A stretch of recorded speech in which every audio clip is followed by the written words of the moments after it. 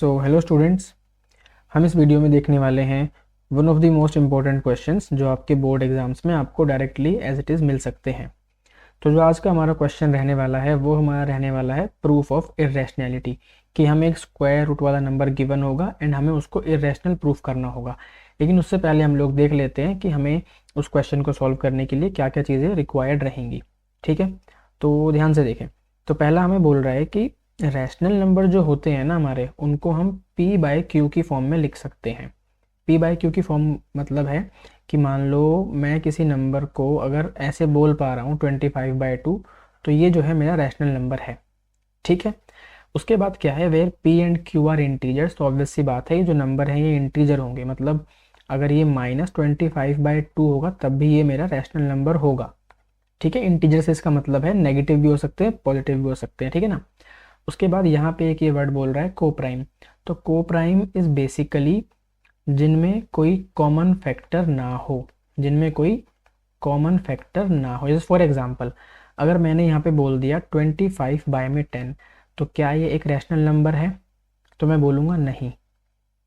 Rational number ये कब होगा? जब मैं इन दोनों में से 5 कॉमन लेके काट दूंगा, तो ये मेरा क्या बन जाएगा 5/2। तो 5/2 जो है ना वो मेरा रैशनल नंबर है, क्योंकि इसमें कुछ कॉमन नहीं है। अभी यहाँ पे कॉमन था। ठीक है, उसके बाद एक ये इंपॉर्टेंट थ्योरम है बहुत ज़्यादा। ये थ्योरम क्या कहती है, फॉर एग्जांपल मान लो मैंने बोला कि जो 5 है, 5 डिवाइड कर रहा है 10 के स्क्वायर को। तो ये थ्योरम कहती है कि अगर 5 10 के स्क्वायर को डिवाइड कर रहा है तो 5 10 को भी डिवाइड करेगा। ठीक है, ये थ्योरम बस इतनी सी बोलती है।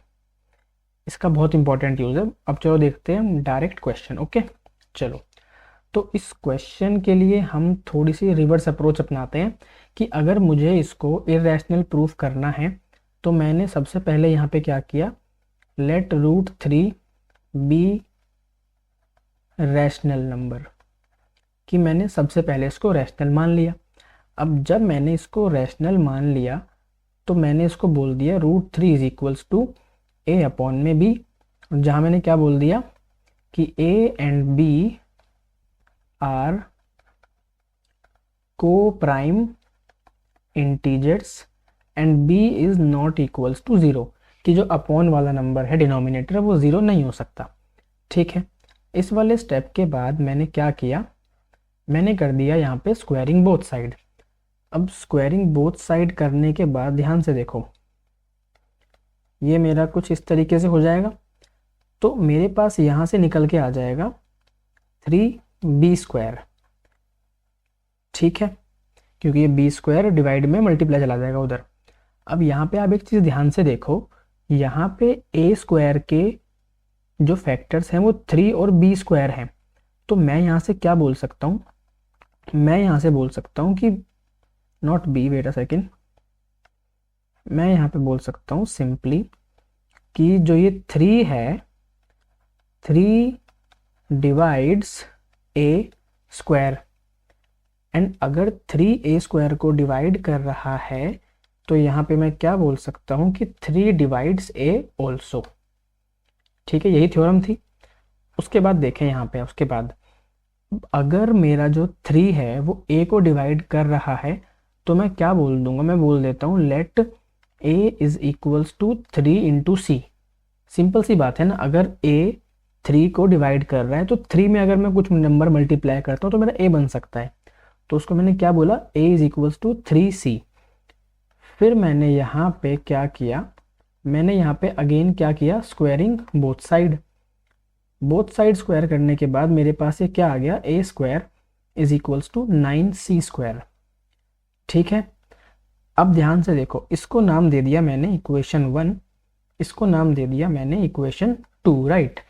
अब अगर मैं इन दोनों को रिलेट करूं तो मैं क्या बोल सकता हूं यहाँ पे कि फ्रॉम इक्वेशन 1 एंड इक्वेशन 2, क्या मैं ऐसे नहीं बोल सकता कि 3b² = 9c²?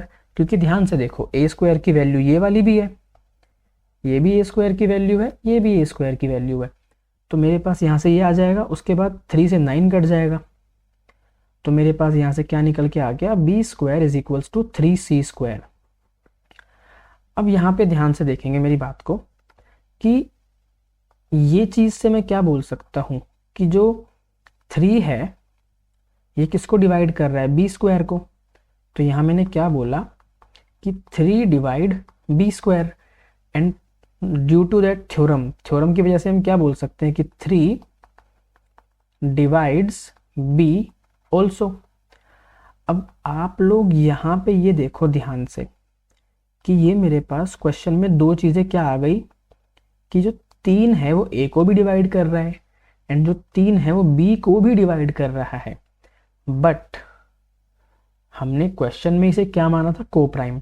तो जब आपके ये दोनों स्टेटमेंट आ जाएं उसके बाद आपको क्या लिखना है, यहाँ पे देखो ध्यान से, यहाँ हम बोलेंगे here 3 is common factor of A and B. हमने जबकि इनको क्या माना है, को प्राइम, बट हमें इनका कॉमन फैक्टर मिल गया। अब हम यहाँ पे इनको ये बताएंगे कि भाई हमने जो चीज़ मान के चली को प्राइम, हमारे पास उसका ऑपोजिट रिजल्ट आ गया, भाई ये उसका ऑपोजिट ही तो है। तो अब हम इनको यहाँ पे ये बताएंगे कि हमारा रिजल्ट ऑपोजिट इसीलिए आ रहा है बिकॉज हमने जो अजम्पशन स्टार्टिंग में लिया ना यही गलत था। तो अब यहाँ पे हम क्या बोलेंगे,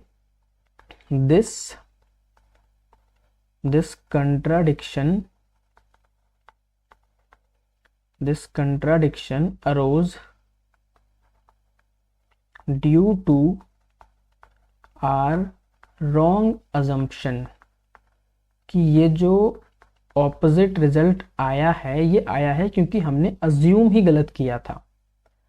तो यहां से हम क्या बोल सकते हैं, हेंस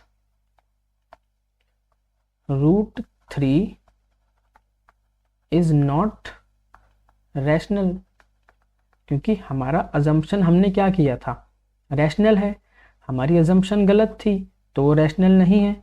तो अगर वो रैशनल नहीं है इसका मतलब वो क्या है, √3 is an irrational number, right. And next question ये आप लोगों के लिए, ठीक है, ऑल द बेस्ट।